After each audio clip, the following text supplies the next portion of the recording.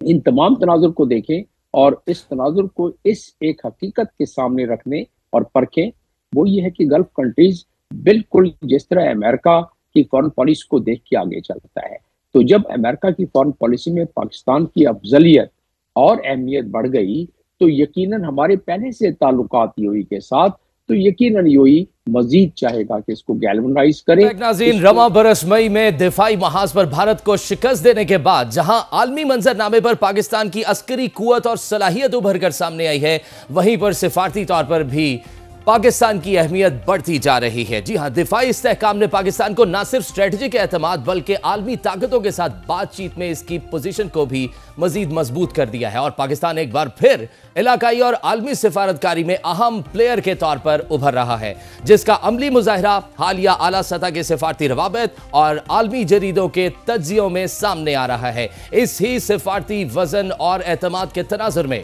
वजीर आजम शहबाज शरीफ की दावत पर मुत्तहिदा अरब अमारात के सदर और अबू धाबी के हुक्मरान शेख मोहम्मद बिन जायद अल नहयान पाकिस्तान के सरकारी दौरे पर आज इस्लामाबाद पहुंचे हैं। नूर खान एयरबेस पर वजीर आजम शहबाज शरीफ, वजीर खारजा इसहाक डार और chief of defence forces field marshal Syed Asim Munir ने मेहमान सदर का इस्तकबाल किया। यह दौरा इस एतबार से भी गैर मामूली है कि शेख मोहम्मद बिन जायद अल नहयान बतौर मुत्तहिदा अरब अमारात के सदर पहली बार पाकिस्तान के सरकारी दौरे पर आए हैं। सिफारती माहिरीन के मुताबिक खित्ते में हालिया जोग्राफियाई और सियासी तब्दीलियों के तनाजुर में यह दौरा गैर मामूली अहमियत का हामिल है। तिजारत और सरमायाकारी के अलावा तवक्को यह की जा रही है कि मुलाकातों में गजा में आलमी फोर्स की तैनाती और अफगानिस्तान के साथ पाकिस्तान की सरहदी कशीदगी में कमी जैसे हसास इलाकाई मामलात पर भी तबादला ख्याल होगा। रवां बरस 12 जून को वजीर आजम शहबाज शरीफ ने खुद मुत्तहिदा अरब अमारात का एक रोजा दौरा किया था, जो मार्का हक के बाद एक अहम सिफारती कदम समझा जाता है और इस दौरे में भी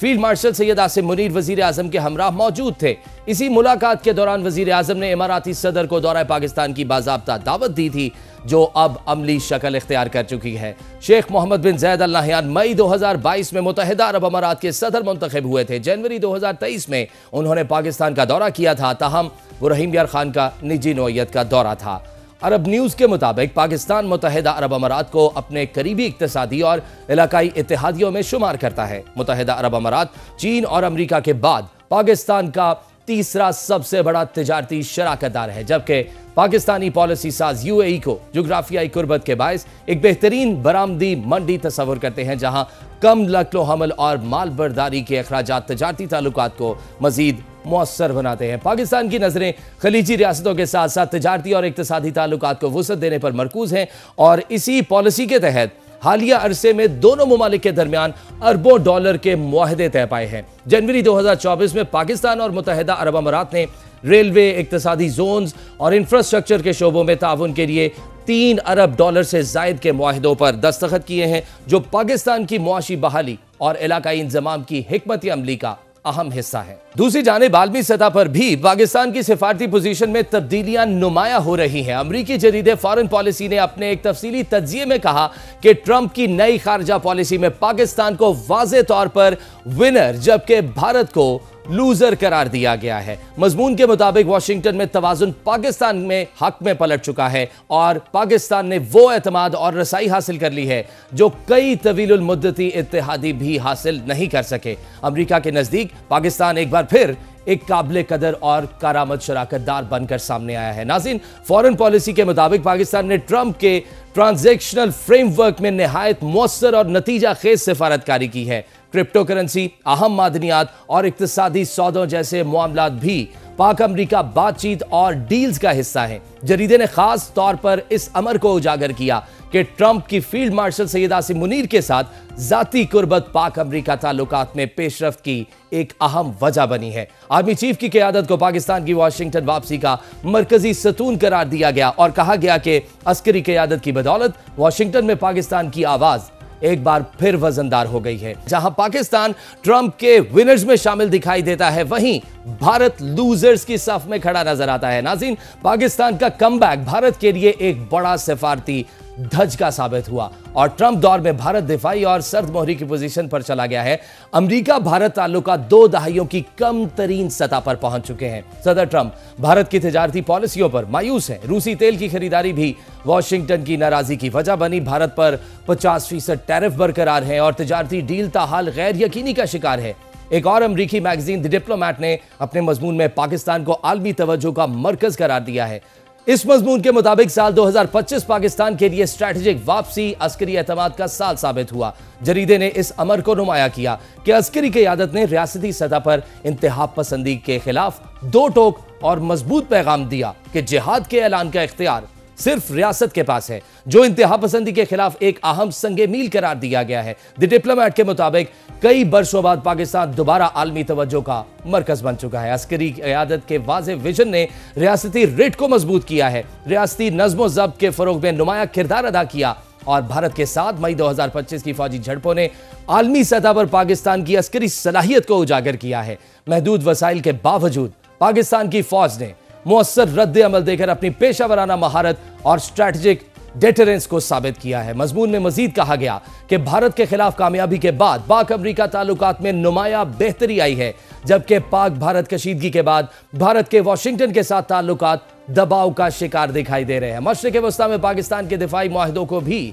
स्ट्रैटेजिक पेशरफ्त करार दिया गया है, जहां सऊदी अरब के साथ बड़े दिफाई मुआहदे ने पाकिस्तान के इलाकाई किरदार को मजीद मजबूत किया और पाकिस्तानी दिफाई साजो सामान की आलमी मांग में इजाफा हुआ। इससे कबल बरतानवी जरीदे फाइनेंशियल टाइम्स ने भी chief of defence forces field marshal Syed Asim Munir की मुतासिर कुन शख्सियत और क़यादत का एतराफ़ किया और उन्हें बदलते हुए आलमी निज़ाम में एक मुअस्सर और स्ट्रैटेजिक रहनुमा करार दिया है। हालिया सिफारती और अस्करी पेशरफ्त इस बात की अक्कासी करते हैं कि पाकिस्तान दिफाई इस्तेहकाम के बाद अब सिफारती महाज पर भी अपना खोया हुआ वजन, असर और एतमाद बहाल कर चुका है, जो आने वाले बरसों में इसके इलाकाई और आलमी किरदार को मजीद मजबूत बना सकता है। इस मुतालिक मजीद बात करते हमें ज्वाइन किया है साबिक सिफारतकार जमील अहमद खान ने। जमील साहब, आपसे जानना चाहूंगा, जिस तरह से इस वक्त आप देख रहे हैं कि पाकिस्तान की इज्जत माशाल्लाह दुनिया के अंदर मजीद बढ़ती जा रही है और हमने देखा कि मार्का हक के अंदर जिस तरह फील्ड मार्शल सैयद आसिम मुनीर की